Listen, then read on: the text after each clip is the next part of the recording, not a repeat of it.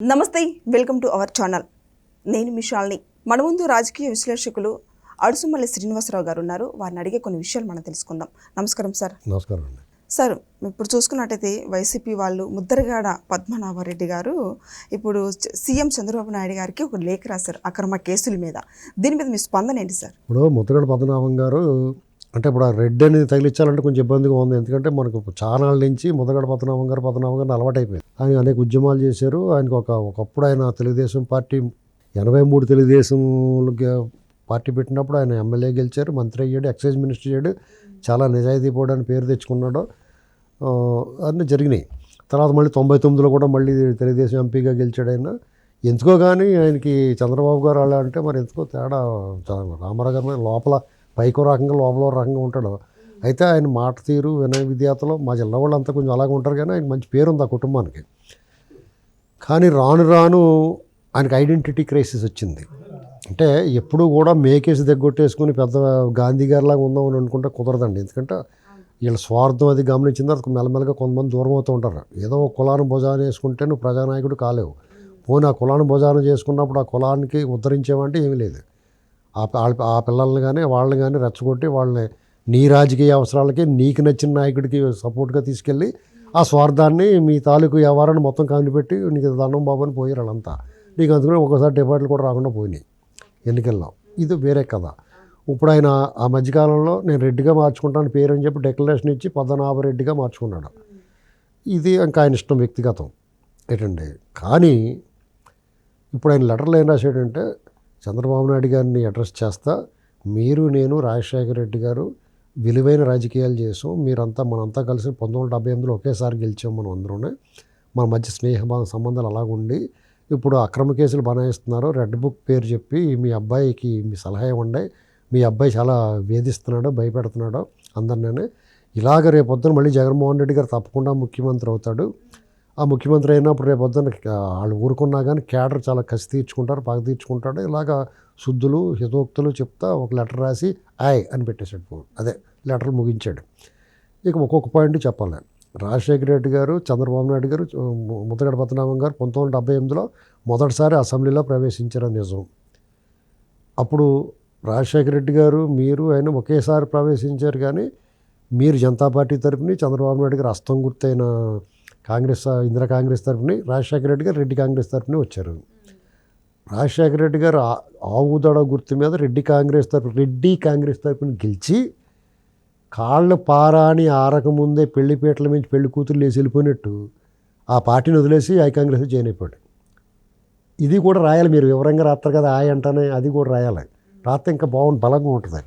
అలాగే చంద్రబాబు నాయుడు గారు ఇందిరా కాంగ్రెస్ గుర్తు మీద గెలిచి తర్వాత మంత్రి అయ్యి తర్వాత వాళ్ళ మామగారు పార్టీ పెడితే డాక్టర్ ఎన్టీ రామారావు గారు ఆ పార్టీలో చేరకుండా కాంగ్రెస్ తరపునే పోటీ చేసి ఎన్టీ రామారావు గారు అభ్యర్థి చేతిలో ఓడిపోయి తర్వాత రాజకీయాల నుంచి పక్క తప్పుకుని తర్వాత ఈ కాంగ్రెస్ దుర్మార్గం ప్రజాస్వామ్య హననం జరిగినప్పుడు ప్రజాస్వామ్య పరిరక్షణ ఉద్యమంలో ఆయన ముందుండి నడిపించి రామారావు గారిని కూర్చోబెట్టి అది ఆయన ఘనత. మీరు ఏ పార్టీలో ఎప్పుడు ఉంటారో తెలియని పరిస్థితి మీది. 78లో గెలిచారు జనతా పార్టీ తరపుని, తర్వాత 83లో టీడీపీ తరపున గెలిచారు, మంత్రి అయ్యారు. తర్వాత 89లో మళ్ళీ కాంగ్రెస్ తరపున గెలిచారు. ఏం చేశారు? గెలిచారు. 94లో మళ్ళీ ఓడిపోయారు. 99లో టీడీపీలోకి వచ్చారు. 2004లో మళ్ళీ కాంగ్రెస్ పోయారు. ఇంకా ఆ కాడి మీకు గెలుపులేదు. మీ విలువ అలా పోతూ ఉంది. తర్వాత మళ్ళీ 2014లో టీడీపీ వచ్చిన తర్వాత మళ్ళీ మీ ఉనికిని కాపాడుకోవడానికి కాపు ఉద్యమం, కాపు రిజర్వేషన్ అన్నారు. చంద్రబాబు నాయుడు గారు 5% ఇస్తే కూడా మీకు సాలలేదు. అది కాదండి ఇది కాదండి లెటర్లు రాసి తలపోటు తెప్పించేవారు. మీరు సిరాకు వచ్చింది ఏంటండి. ఆఖరికి రాష్ట్రంలో అరాచకం చేస్తున్న కాపుల్ని చాలా హీనంగా చూసిన, కాపులను దూరం పెట్టిన కాపు ఐకాలను అనుకున్న వాళ్ళని ఆయన చాలా వేధించుకు తిన్నా కానీ మీకు సిగ్గు లేకుండా జగన్మోహన్ రెడ్డికి సపోర్ట్ చేశారు. ఇప్పుడు నేను బాధపడేది ఏంటంటే, ముద్దగడ పద్మనాభం గారు అంటే ఒక పర్సనాలిటీ, ఆయన పట్ల అందరికీ గౌరవం ఉండేది. మీ సిగ్గులేంతనాన్ని చూసి ఇప్పుడు ఈ లెటర్ రాసిన సిగ్గులేంతనాన్ని చూసి నాకు సిగ్గేస్తుంది. ఎందుకంటే ఎంతైనా మా జిల్లా వాడైనా ముద్దగడ పద్మనాభం గారు అంటే మా నాన్నగారు వాళ్ళకి బాగా తెలుసు. వాళ్ళ ఫాదర్ రాఘవయ్య గారితో సహా ఇలా ఇంత మాకు అనుబంధం ఉంది. నాకు డైరెక్ట్గా ఎంత పరిచయం లేకపోయినా మాకు ఆ రాజకీయాల్లో, ఆ మెట్ట రాజకీయాల్లో మేము భాగం, మా ఫాదర్ వీళ్ళంతా కూడా. అక్కడ ఏం జరుగుతుంది, జగ్గంపేట, ఆ పత్తిపాడు, ఆ ఏరియాలో మా పెద్దాపురం రాజకీయాలు అన్నట్లు మాకు తెలుసు. కాకినాడ పార్లమెంట్ కానీ, రాయమండ్రి పార్లమెంట్ కానీ మా ఫాదర్కి బోలంత అనుభవం ఉంది. మా ఫాదర్ తోటి నాకు తెలుసు. అలాంటి పరిస్థితుల్లో మీ గురించి ఇలాంటి లెటర్లు లోకేష్ గారు రెడ్ బుక్ ఓపెన్ చేయలేదే ఇంకానే. అసలు ఆయన ఓపెన్ చేయకుండానే మీరందరూ రోడ్డు మీద తిరుగుతున్నారు. నీ కేసులు ఎత్తేసాడు జగన్మోహన్ రెడ్డి, మళ్ళీ తీస్తాం. తుని రైలు గట్ట దహనం ఘటన మళ్ళా బయటికి తీస్తే రెడ్ బుక్ ఓపెన్ చేసినట్టు నిన్ను వదిలేశారు వాళ్ళు.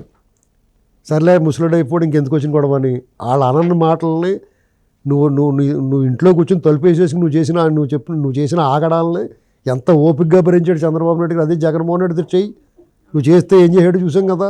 తుక్కు రేగొడేస్తాడా అసలు. నువ్వు మాట్లాడు కిక్కిరమన్నావేటి, కుక్కుని పేర్లో పడున్నారు. ఎప్పుడు కూడా కాంగ్రెస్ గవర్నమెంట్, రెడ్ల గవర్నమెంట్లో నోరేస్తారు వీళ్ళు. అసలు మాట్లాడరు. ఇతను చంద్రబాబు గారు కాబట్టి లేఖలు మళ్ళీ మొదలెట్టాడు. సిగ్గుంది అసలు. ఇప్పుడు ఎంత వేధించాడు అతను జగన్మోహన్ రెడ్డి. కాపులనే కాదు, ఏ కులాన్ని బతకనేలేదు అతను. ఈ రాష్ట్రంలో అందరినీ సర్వనాశనం చేశాడు, సకల జనులకి ఇబ్బంది కలిగించాడు. మీకు వేధింపులు అంటున్నట్టు కేసులు పెడుతున్నా ఒక ఎమ్మెల్సీని, ఒక మాజీ ఎమ్మెల్యేని కారులో తీసుకెళ్తుంటే రోకల బండ్లాడి తెచ్చుకుని పొడిసేస్తుంటే ఆయన 6 నెలల తర్వాత, ప్రభుత్వం వచ్చేదారు 6 నెలల తర్వాత అరెస్ట్ చేస్తే అది అక్రమ కేసా?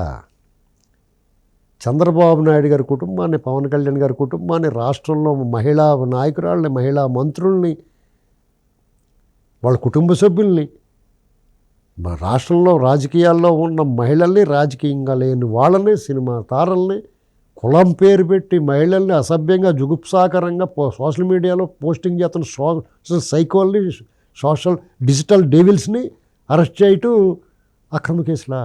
ఏమని చేయండి ఇది? అంటే మీకు ఒక చంద్రబాబు నాయుడు గారిని, పవన్ కళ్యాణ్ గారిని బహిరంగంగా మిమ్మల్ని చంపేస్తాం, మీ ఇంటికి వచ్చి మీ ఆడవాళ్ళతో ఇబ్బంది పెడతాం అనరాని మాటలు మాట్లాడితే వాళ్ళు తీసుకెళ్తే రాడ్ బెండింగ్ చేస్తే తప్ప. అసలు ఇంత సిగ్గులేని వ్యవహారం ఎలా ఉన్నారండి వీళ్ళు? టన్నుల కొద్దీ బియ్యాన్ని లక్షలాది రూపాయలు గడిస్తే వేలాది టన్నుల బియ్యాన్ని అక్రమ రవాణా చేస్తున్నా ఇంకా మీ మేల్గోరు చంద్రశేఖర్ రెడ్డిని ఏమంటలేదు వీళ్ళు. ఇంకా మొదలట్లేదు, అతని దగ్గరికి రాలేదు. ఇంకా పేరు నాని లాంటి వాళ్ళు గొడవల్లో ఉంటే టన్నులు బియ్యం మాయం చేసేసి సిగ్గు లేకుండా వాళ్ళు ఇంకా అది ఇది చెప్తున్నారు. వాళ్ళు కన్ఫర్మ్ అయింది, వాళ్ళు పరిహారం కట్టారు, దానికి ఫైన్ కట్టారంటే వాళ్ళు ఒప్పుకున్నట్టు నేరం. వాళ్ళని అరెస్ట్ చేస్తే వాళ్ళ మీద కేసు పెడితే అక్రమ కేసా? అసలు నోరు ఎలా వచ్చింది లెటర్ రాయడానికి? సిగ్గు పెట్టలేదా భగవంతుడు మీకు? సిగ్గుందా అసలు? అంటే మీరు మనిషి ఎదగగానే సరిపోదండి. సమాజంలో మీరు తిరగడానికి కొంత అర్హతలు ఉండాలి. మీ అర్హతలు పూర్తిగా కోల్పోయారు. మీరు రాజకీయం మాట్లాడడానికి అర్హత, మీరు మాట్లాడడం పేరు మార్చుకుంటాను అన్నాడు. ఇంకా అక్కడతో నోరు మూసుకుని ఊరుకోవాలా? ఊరుకోమేము. మీరు అలా ఊరుకోకపోతే నోటుకొచ్చినట్టు మాట్లాడితే ఊరుకుంటామా? వాళ్ళు ఏం తప్పు చేశారు? ఇంకా వాళ్ళు మొదలెడతారు. కంగారు పడకుండా మొదలెడతారు. బుక్ తీస్తాడు. లోకేష్ గారికి చంద్రబాబు నాయుడు గారు ఎంతో చెప్పాల్సినంత దీనస్థితిలో ఆయన లేడు. ఆయన తప్పులు చేయట్లా. రాష్ట్రంలో టీడీపీ క్యాడర్ మీరు ఏమంటున్నారు, కక్ష పెరిగిపోతే వాళ్ళందరూ రగిలిపోతున్నారు. ఇవాళ టీడీపీ జనసేన కార్యకర్తలు రగిలిపోతూ ఉన్నారు. అసలు వాళ్ళు ఎందుకు వదిలేస్తున్నారు? వాళ్ళు ఇంకా వాళ్ళ రాష్ట్రంలో కూటమి ప్రభుత్వం అద్భుతంగా పనిచేస్తుంది, బ్రహ్మాండంగా పెట్టుబడులు తీసుకొస్తుంది. మీలాంటి వాళ్ళందరినీ బయట తిరగటం వల్ల ఈ కుట్రల్లో కుతంత్రాల్లో తిరుమల ఘటన చూడండి, ఇలాంటి రకరకాలు జరుగుతాయి. అసలు వీళ్ళు బయట తిరిగితే ఇది చాలా శాంపిల్ అండి. ఇది ఇంకా బోళం జరిగిపోతాయి. మీకు 10 మంది ఎక్కడ గుమ్ము కొడితే అక్కడ ఇబ్బంది వచ్చేస్తుంది. వీళ్ళు దుర్మార్గులు, పావులండి ఇవన్నీ. వాళ్ళు నాగస్వరం ఉత్తిలో పావులు సమర్థిస్తావు నువ్వు. నీకు భగవంతుడు సిగ్గెందుకు పెట్టలేదు నాకు అర్థం అవట్లా. పైగా లెటర్ మన ముగ్గురు స్నేహం ఏంటి? బొచ్చు స్నేహం. రాజశేఖర్తో స్నేహం అంటే దుష్టజన సాంగత్యం కింద లెక్క చెప్తున్నాం మేము ఇప్పుడు. రాజశేఖర్తో కానీ వైఎస్ జగన్తో కానీ ఎవడన్నా ప్రేమించినా వైరస్ లాంటిదని చెప్తున్నాం. జగన్ ప్రేమికుడు ఎవడన్నా అంటే సమాజానికి హానికరం అని చెప్తున్నాం. డెఫినెట్గా నువ్వు హానికరమే. వాళ్ళు ఇంకా రెడ్ బుక్ ఓపెన్ చేస్తే ఇంకెంతమంది ఉన్నారో తెలుసా? వస్తారు సార్ అందరు. పద్మనాభరెడ్డి గారు, పద్మనాభసింహ గారా, పద్మనాభరెడ్డా, పిల్లి పద్మనాభసింహ అంటే ఆ సినిమాలో దేటైతే ఇతను పద్మనాభరెడ్డి గారు. అసలు ఇంకా వందలాది ఎకరాలు వేలాది కోట్ల రూపాయలు కొలగొట్టేసిన పెద్దిరెడ్డిని ఇంకా టచ్ చేయలేదు వీళ్ళు. మీ మేలుగోరు బొత్స వచ్చినాడు కానీ ఇంకా చేయలేదు. విజయనగరం ఉత్తరాంధ్రాన్ని మడతెట్టి పూతరేకలాగా తినేచారు వాళ్ళు.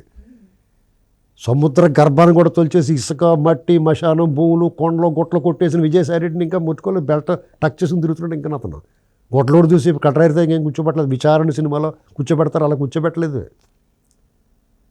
సుబ్బారెడ్డి దేవస్థానాలను వదలలేదు. ఇంకా లడ్డు కల్తీ ఇంకా రావాలి, వస్తాయి మీకు. ఇంకా ఈ సీరియల్ వస్తుంది ఒకటొకటిని.